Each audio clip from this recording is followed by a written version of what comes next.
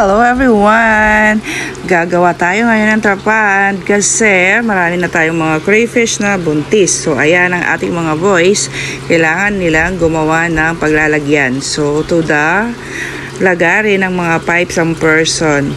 At kailangan sukatin ng maigi para kasya at tama lang. Hindi masasayang ang ating mga PVC pipes kasi medyo may kamahalan ng mga yan. So kailangan maayos ang pagsusukat. At meron mga ilagay na dyan sa gilid. At hindi ko alam kung anong tawag dyan. Pero gagamitin yan sa pagdudugtog-dugtong ng ating mga PVC. At ang ating supervisor, ayan, palakad-lakad si Boss Maki.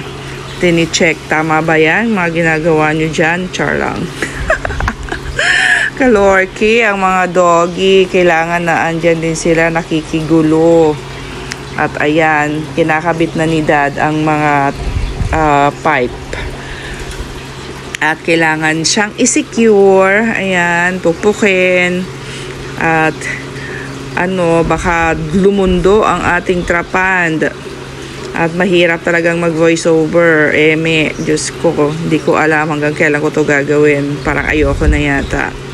So, ayan, ulit, balik tayo dito sa sinasabi ko. Hindi niya alam kung anong susunod. Nakalimutan niya kasi ginalaw ko yan. Napagsama-sama ko yung mga ginagawa nila. Kaya nagagalit siya dyan. Bakit ko daw pinakialaman? Hindi ko naman alam na may specific pala yan. Basta yun na yun. At ayan pa yung isang boss, si Boss Rosie. At tinitingnan kung anong ginagawa nila. At ayan, magbabantay yan. Hihiga pa siya dyan. At kailangan niyang i-supervise ang ginagawa ng kanyang mga amo. Baka daw magkamali. At ayan, itinayunan nila Daddy ang pagpupukpuk. At palakad-lakad pa rin ang ating mga alaga dyan. So, ayan na. Ayan na siya. At merong nangyaring pagkakamali dyan. Ikinabit yung pipe sa itaas na supposed to be. Hindi pa dapat ilagay. At ayan, bakit nagtatanungan na pa? Bakit ikinabit? Dahil ikakabit pa yung trapal. Dapat mauna yung trapal bago yung pipes na yan sa itaas. Ayan, dapat siya muna.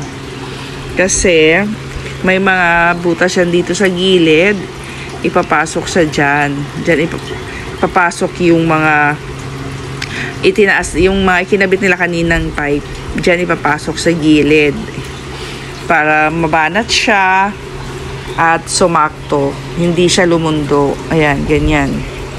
Yan yung mga pipe na ipapasok dun sa mga specific na butas. At para mabanat nga siya. Pag nilagyan ng water, hindi lulundo. Safe ang ating mga crays. Walang makakalabas. At sila po ay escape artist. Magaling silang tumakas. Actually, may nakatakas na nga sa una naming ginawang trapan. Di ko alam kung saan sila dumaan. Buti nakita ako. At ayan na. To the pukpok ulit ang mga boys. Kailangan secure. At na siya, ilalatag na siya, aabang na siya para sa mga craylings. So, ayan na, nagkakaroon na siya ng magandang itsura. Matatapos na kasi siya. Diba? Ang saya. Ayan, okay na. Tapos na, nalagyan na ng mga tali sa mga gilid-gilid at nakatayo na ng maayos, ganda. Okay, water check. Water.